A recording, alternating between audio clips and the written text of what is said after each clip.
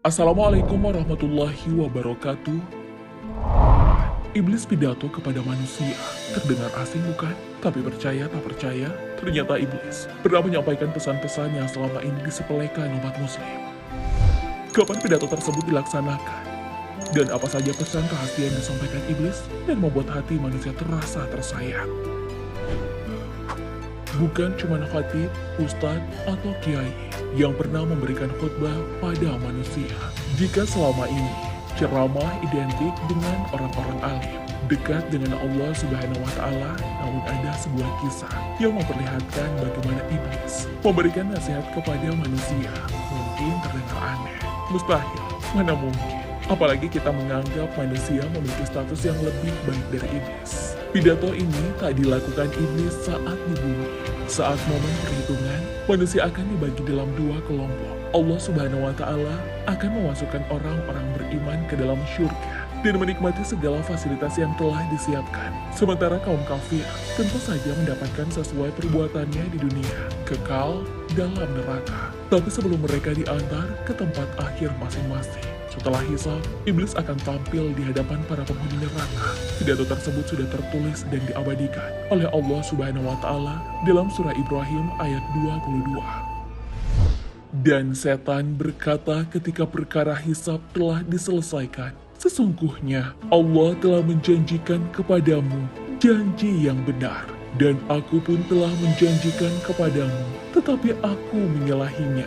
Tidak ada kekuasaan bagiku terhadapmu, melainkan sekedar aku menyeru kamu, lalu kamu mematuhi seruanku. Oleh sebab itu, janganlah kamu mencerca aku, tetapi cercalah dirimu sendiri. Aku tidak dapat menolongmu, dan kamu pun tak dapat menolongku. Sesungguhnya, aku tidak membenarkan perbuatanmu, mempersekutukan aku dengan Allah sejak dahulu. Sungguh, orang yang zalim akan mendapat siksaan yang pedih. Dalam tafsir Ibnu Katsir dan tafsir At-Tabari, pidato tersebut sangat menyentuh, bahkan bisa menyayat hati manusia. Siapapun yang mendengarnya bisa saja merasakan kepedihan yang luar biasa. Bahkan semua manusia dari kelompok penghuni neraka larut dalam tangis saat mendengar pidato tersebut. Jika mengamati kembali apa yang terkandung dalam pidato tadi, maka tergambar bagaimana pengakuan setan di hadapan Allah Subhanahu wa Ta'ala. Juga informasi jika urusan hisab telah berakhir di padang mahsyar. Terungkaplah jika memang setan bekerja dengan sangat keras untuk menggoda manusia. Tak heran kita akan terus menjumpai kriminalitas, kejahatan yang semakin merajalela dari segala lini, entah urusan keluarga, politik, pemerkosaan, bullying, kekerasan, hingga hal-hal yang bersifat personal yang tak hanya terdeteksi oleh diri sendiri. Mungkin awalnya seseorang melakukan kejahatan dengan perasaan amat bersalah, namun lambat laun jika hal keji tersebut sudah terus-menerus dilakukan, ditambah lagi circle atau lingkungan yang semakin toksik justru mendukung keburukan, maka tak heran jika sikap empati sudah terkikis dari hati manusia. Ayat tadi, menurut tafsir Kementerian Agama, ada salah satu setan yang memang memiliki misi menyesatkan manusia, mengubah pola pikir kita bahwa kejahatan adalah perbuatan yang baik, hebat, dan keren.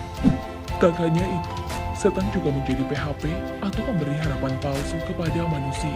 Mereka menjanjikan akan memberikan banyak iming-iming jika manusia mengikuti langkah serta tips mereka. Padahal, pada akhirnya, mereka tak akan bisa memenuhi janji-janjinya. Pengakuan tersebut ditunjukkan kepada orang-orang yang sudah terlanjur percaya, namun sudah tak bisa berpindah golongan lain. Ibarat pepatah, nasi sudah menjadi bubur. Setan tak ada kuasa untuk menolong mereka. Karena itulah, manusia menjadi serba salah. Penyesalan pun tak ada guna. Umat manusia semakin merahum-rahum, tapi mereka sudah menemukan jalan buntu. Hati mereka semakin pilu. Apalagi setelah mendengar surah Az-Zumar ayat 71. Orang-orang kafir dibawa ke neraka jahanam berombongan-rombongan, sehingga apabila mereka sampai ke neraka itu, dibukakanlah pintu-pintunya, dan berkatalah kepada mereka penjaga-penjaganya, apakah belum pernah datang kepadamu rasul-rasul di antaramu yang membacakan kepadamu ayat-ayat Tuhanmu dan memperingatkan kepadamu akan pertemuan dengan hari ini? Mereka menjawab, benar, telah datang tetapi telah pasti berlaku ketetapan azab terhadap orang-orang yang kafir. mereka semakin bergejolak, menolak dan tak sanggup jika harus bernasib sama dengan orang-orang yang masuk ke neraka jahanam dari kejauhan. Tapi neraka pun juga semakin membara, menantikan kedatangan mereka. Hal ini tergambar dalam surah Al-Furqan ayat 12. Apabila neraka itu melihat mereka dari tempat yang jauh, mereka mendengar kegeramannya dan suara nyalanya. Pada awalnya, kita mungkin tak sadar jika setan berusaha menyesatkan kita.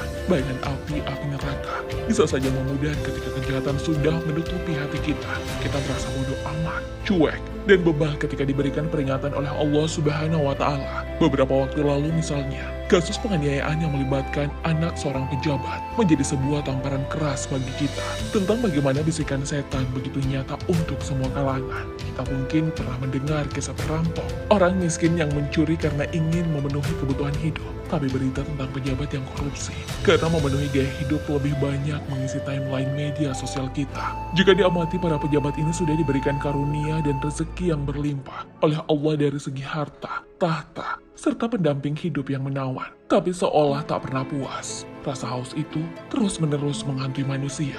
Namun meski kaya, apakah orang-orang ini merasa cukup? Seandainya manusia diberi 2 lembah berisi harta, tentu ia masih menginginkan lembah yang ketiga. Yang bisa memenuhi dalam perut manusia hanyalah tanah. Allah tentu akan menerima taubat bagi siapa saja yang ingin bertaubat. Hadis riwayat Bukhari. Dalam sebuah hadis disebutkan jika perasaan cukuplah yang menjadi indikator kekayaan yang hakiki bagi manusia.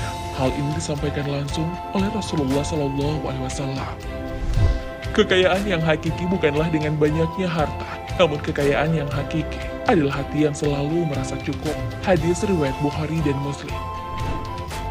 Lalu kenapa orang-orang yang sudah tahu memiliki masalah di hati, namun enggan memohon ampun kepada Allah Subhanahu wa Ta'ala? Hal ini juga disebabkan oleh kehadiran setan, taswif, untuk menghasut manusia agar menunda-nunda bertobat. Hei, kenapa mau tobat sekarang? Kamu masih muda, kamu juga cuma hidup sekali aja. Senang-senanglah. Ayo, nanti aja tobatnya pas Ramadan. Istri kamu lagi butuh tas branded tuh. Kalau enggak dia ngamuk nanti. Udahlah, jangan terlalu idealis. Cie, si paling taubat. Nanti aja lah. Kalau tobat, kamu dibeli teman-teman segeng loh. Tak hanya itu, dosa-dosa kecil pun juga selalu diremehkan oleh setan. Mereka akan membuat trik di kepala kita. Seolah-olah yang kita lakukan hanya hal-hal remeh. Padahal nanti setelah dosa kita berbukit-bukit, barulah kita sadari kalau kita sudah menabung dosa sebanyak itu. Karakter ini disebut tahwid. Dan kalaupun manusia sudah naik level dan berhasil taubat, ibarat sebuah game, setan akan kembali menghujani kita dengan senjata-senjatanya, atois. Mereka akan membuat kita putus asa dalam bertaubat, menyudutkan manusia yang memiliki dosa besar, bahwa mereka tak akan mendapatkan ampunan dari Allah. Ya elah, ngapain tobat? Lihat dosa kamu udah sebanyak apa. Mana mungkin Allah mengampuni semuanya. Padahal Allah Subhanahu wa Ta'ala akan mengampuni hambanya bagi yang benar-benar ingin memperbaiki diri. Mari kita renungkan kembali salah satu ayat di dalam Al-Quran. Sesungguhnya Allah mengampuni dosa-dosa semuanya. Sesungguhnya dialah yang maha pengampun, lagi maha penyayang. Dan kembalilah kamu kepada Tuhanmu, dan berserah dirilah kepadanya sebelum datang azab kepadamu, kemudian kamu tidak dapat ditolong lagi.